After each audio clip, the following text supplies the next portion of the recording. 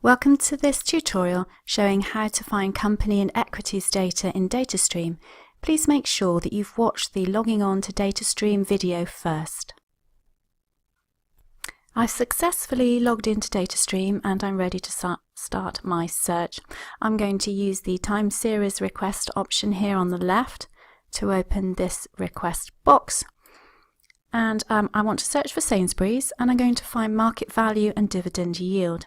So to do that, I opt to search find series, and this launches the DATASTREAM navigator.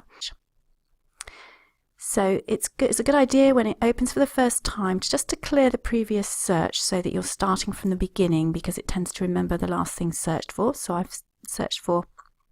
I've clicked on clear all. Then I'm going to choose a single category, and because it's a company that I'm interested in, I'm going to choose equities to make sure I'm in the right part of the navigator. Now, using the box at the top, I can search for the company. So I'm going to search for Sainsbury and then click on search. It will bring me back the matching companies. You can usually work out the one that you want based on the star system. It's usually the one with the 3 stars. If you're in any doubt, then check the currency. So this is the correct one. It's the currency is the United Kingdom pound. I've got the name of the company, which exchange it's running on, and which sector it's working within. Once you've found a company of choice, if you click on it, you will get a little bit more information appear below. If we just scroll down, you can see that it opens up this more detailed box here where you can find more information about the company. Make sure it's the right one. So when you're certain it's the company that you want to use in your search, you tick the box next to it and then click on use, and that returns you to the time series request box, and it will put the information required. So that's the code for Sainsbury's in the top box here, S, B, R and Y. When you fill in the find series option in any time series request box, if you leave this one open, the data types option, it will automatically return the price for that company because that's the default. If you want anything else, you need to put the code in here, and because we're looking for market value first of all, that's the code we're going to need to select. So to do that, we select data types first of all, and that will take us back to the DATASTREAM navigator that we were just using. It's important when you're searching for data types that you make sure you're in the right part of the navigator. If you've recently done a search for equities, it will keep you in the right section, so we are in the right section. But if you'd recently done a search, for example, for economics, you'd be in a different part of the navigator. So just make sure that you always reselect equities before you start searching for the data type that you need. So now we can search for market value. So once I've done that, the various data types that you can use have come back in the main screen, just like they did before with the company options. And similarly, we're looking for the data type with 3 stars.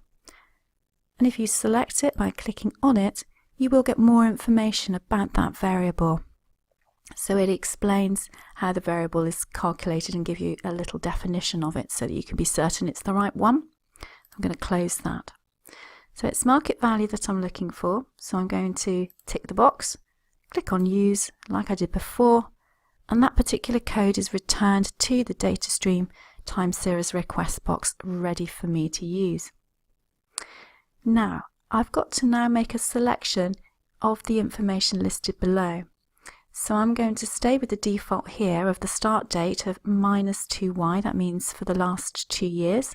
I could change that if I wanted to a particular start year, or I could increase that to say -5y if I wanted a longer period of history.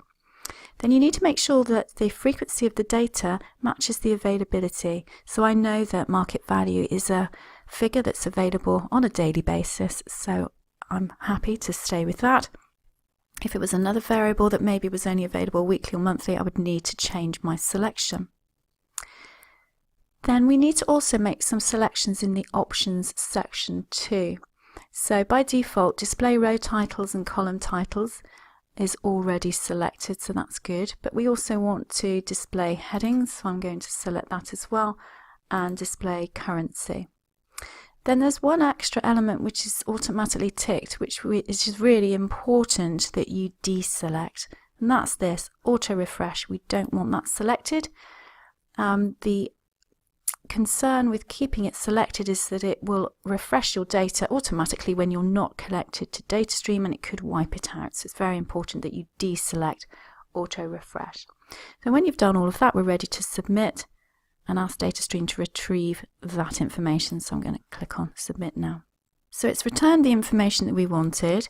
Wherever your mouse is clicked on when you begin, that's where the data will appear. So it's usually in cell A1, as it is for me, but if I'd clicked over here before I started, then my data would just have been pulled back into this portion of the screen. So we've got the information we asked for here. Sainsbury's market value. You can just expand the column there to see that a bit more clearly. Once you've run a search, it's very easy to make changes to it. Just make sure that you're clicked in cell A1, that's the one with the little triangle in the top right hand corner.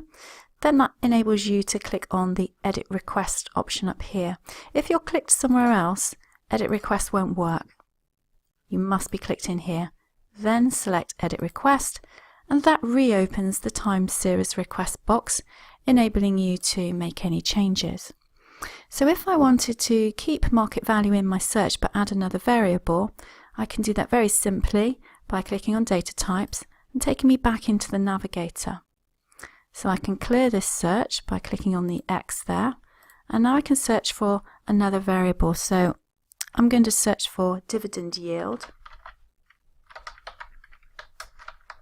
So this gives me the full range of options of different data types for dividend yield that I can use. You usually want the one with the 3 stars. That's the one I'm going to select.